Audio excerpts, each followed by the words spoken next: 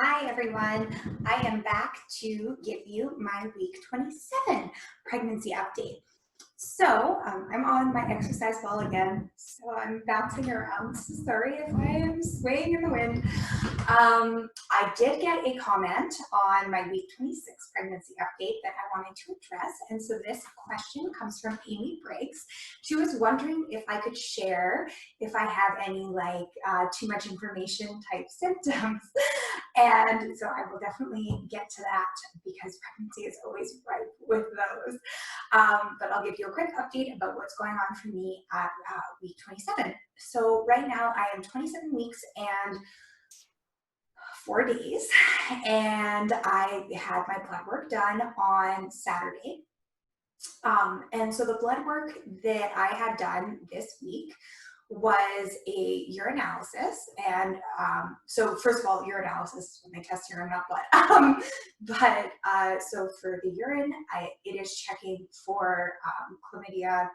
It's checking for any cultures in your urine, and it's also checking for any protein leaks because protein leaks can be an indication of preeclampsia. So that's what they're doing with the urine. And then for blood work, they are testing, I'm not actually sure if they test for gonorrhea in urine or in blood, but that is one of the tests that they're also checking for. They are also checking for syphilis. There is a high rate of infants in my area that are born with syphilis. So that's a really important one that they always check for, because they can make sure that there's certain measures in place for infants if they know beforehand that baby is going to be born with syphilis, or they can treat the syphilis during the pregnancy. Obviously, for me, I'm very low risk to have any of these because I am monogamous with my husband, but it's good to get checked for everything anyway. And then the other blood work that they did is checking my glucose levels and my hemoglobin levels. So my midwife called me and said everything came back fine. The only thing that they're concerned about is my hemoglobin is low.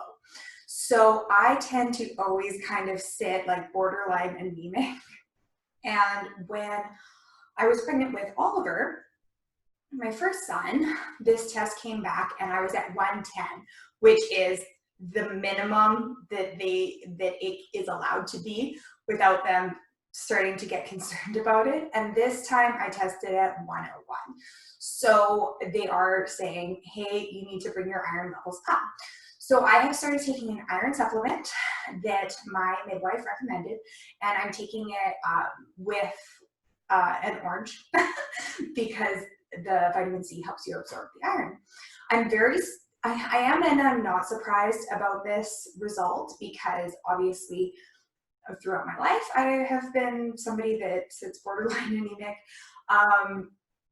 and I also eat mostly vegetarian or pescatarian, so it kind of does make sense in some ways, but and this pregnancy, I haven't been eating any kind of red meat at all. It's just been like fish and eggs, and then leafy greens that I'd be getting my iron from, in addition to my prenatal vitamin.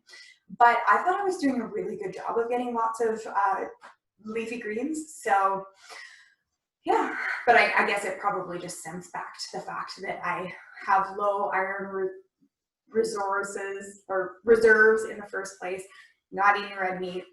And in addition to that, when you are headed into your third trimester, is when, like, you always have, like, when you're pregnant, you always have extra blood, but you gain a lot more extra blood, hence the little bit of extra bloat you'll feel when you're going into your third trimester, because you're going to lose a bunch. And that's part of the reason why they're always worried about these hemoglobin levels, because when they're low, you're at increased risk of hemorrhaging, because your blood won't clot as quickly, I suppose, is the thing. And then plus, you'll just be very tired and sickly after you give birth, because you lose so much blood when you give birth. So that's my update. Next week, I have a midwifery appointment. I have another acupuncture appointment this week. So hopefully, those both will go well. I'm excited to go in to see my midwife next week. This was the midwife that was there for the delivery of my first son, Oliver. My other midwife was also at that delivery, but this lady that I'm meeting with next week was my primary midwife for my first pregnancy. So I'm really excited to catch up with her and see her again, and excited to hear baby's heartbeat and all of that fun stuff. So now to the question about TMI symptoms. I don't know. Like, first of all, I gotta say, I'm not really one to be squeamish about symptoms, and I don't think a lot of things are gross, and I'm a very open book kind of person, and I like other people to be, so I don't really think anything's like too much information. I've been on lots of pregnancy boards where women are like, ew, gross, like why would you talk about that, or like why would you share that picture? And I'm like, as a mom, there are so many gross things that you have, so I'm very open about everything, but I did want to share that caveat about myself. So bloated for sure in first trimester, not so much now, other than it's like I'm carrying extra water weight and blood weight, so I am like puffier, but I'm not feeling that like bloated feeling that you feel in your first trimester. I haven't really gotten to the stage where I'm like super gassy yet, though I have had kind of my peaks and valleys throughout this pregnancy where I have been more gassy. I do remember when I was pregnant with Oliver, going into the final trimester, I was very gassy. So I think that maybe that's just to come, because your digestive system just gets so cramped and moves so much slower in your last kind of lap of pregnancy, because there's just not a lot of room left. I kind of get like more hair growing different places, and I kind of embrace a lot of just like wild woman granola life, and I haven't been shaving a lot. I remember my first pregnancy too, I was burping a lot, so that is kind of gassy, and I had a lot of heartburn, but that seems to have subsided, which is great. I also felt that in my first trimester, I had a lot of like blemishes and acne, but again, that seems to be something that subsided. Something that happened to me in postpartum, so in your fourth trimester, which is postpartum, is I lost hair. So you can see where I have baby hairs here, and that's because these were some big bald patches from my postpartum times with Oliver. And other than that, like I'm just like groaning a lot and like, oh, just like being generally like pregnant.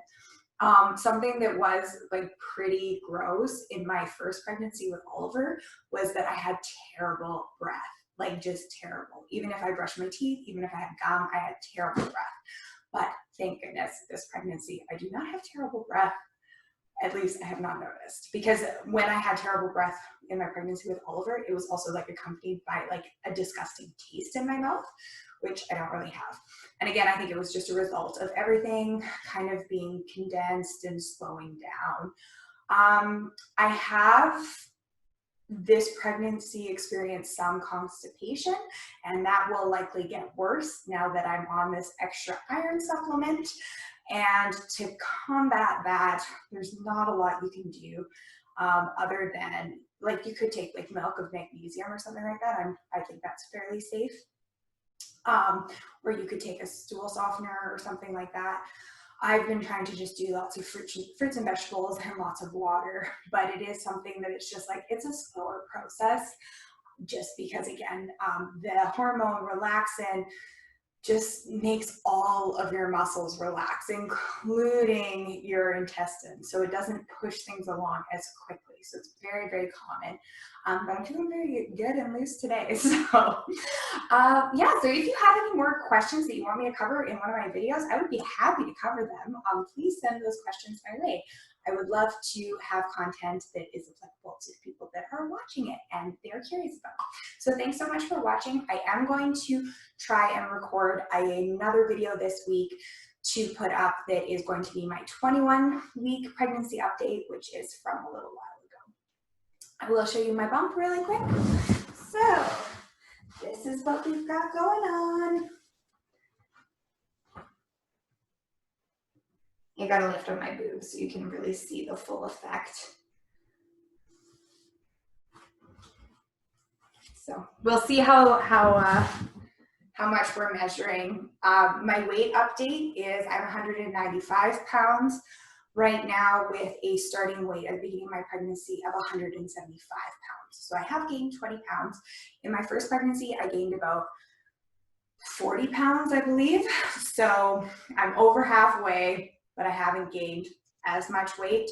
But I will say that I started this pregnancy 10 pounds heavier than when I started my pregnancy with Oliver. So maybe I won't gain that extra 10 pounds because I already have it to begin with, but we'll see. I still have, depending on how long we go in this pregnancy, between like 11 and 13 weeks left of this pregnancy. I have about 12 and some days left if you count just to 40 weeks. So that's lots of time to gain lots more weight. But we'll see my fundal height next week and see what we're at. So far, I've been measuring on track. So we'll see how it goes next week. So thanks so much for watching. Talk to you soon.